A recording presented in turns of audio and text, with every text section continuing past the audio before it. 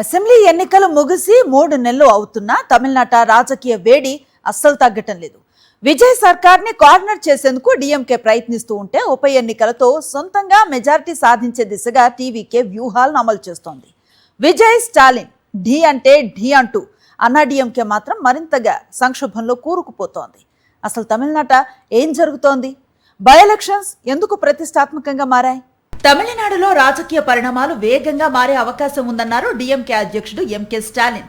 మరో 5 ఏళ్లు ఎదురు చూడాల్సిన అవసరం లేదని, మరో 3 నుంచి 6 నెలల్లో ఎన్నికలు రావచ్చని జోస్యం చెప్పారు. ఎలక్షన్స్ కు సిద్ధంగా ఉండాలని పార్టీ శ్రేణులను అప్రమత్తం చేశారు. చెన్నైలో నిర్వహించిన ఓ కార్యక్రమంలో మాజీ మంత్రి బెంజమిన్ తో పాటు పలువురు ఏఐఏడీఎంకే నేతలు, కార్యకర్తలు డీఎంకేలో చేరారు. ఈ సందర్భంగా మాట్లాడిన స్టాలిన్ టీవీకే ప్రభుత్వం ఎంతకాలం కొనసాగుతుందో చెప్పలేమన్నారు. కాంగ్రెస్, వామపక్షాలు, వీసీకే, ఐయుఎంఎల్ మద్దతుతో నడుస్తున్న విజయ్ సర్కార్ ఎప్పుడు కూలిపోతుందో తెలియదని స్టాలిన్ వ్యాఖ్యానించారు. వాస్తవంగా తమిళనాడులో విజయ్ ప్రభుత్వానికి సొంతంగా మెజారిటీ లేదు. కాంగ్రెస్, వామపక్షాలు, వీసీకే, ఐయుఎంఎల్ మద్దతుతో నడుస్తోంది.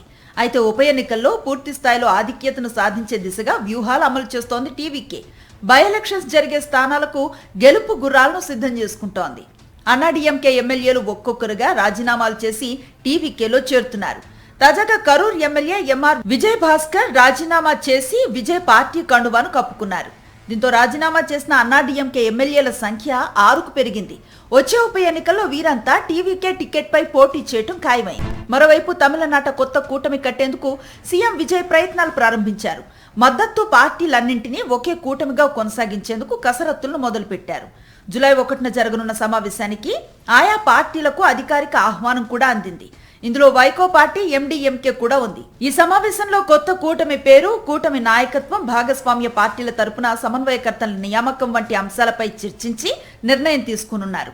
2029 లోక్సభ ఎన్నికలతో పాటు 2031 తమిళనాడు అసెంబ్లీ ఎన్నికల వరకు ఇదే కూటమి కొనసాగుతుందని టీవీకే వర్గాలు చెబుతున్నాయి. కూటమిని ఏర్పాటు చేసే దిశగా విజయ్ ప్రయత్నాలు కొనసాగుతూ ఉండగా స్టాలిన్ మాత్రం ప్రభుత్వం ఎక్కువ కాలం ఉండదని అంటున్నారు. దీంతో తమిళనాడు రాజకీయాలు మరోసారి ఆసక్తికరంగా మారాయి.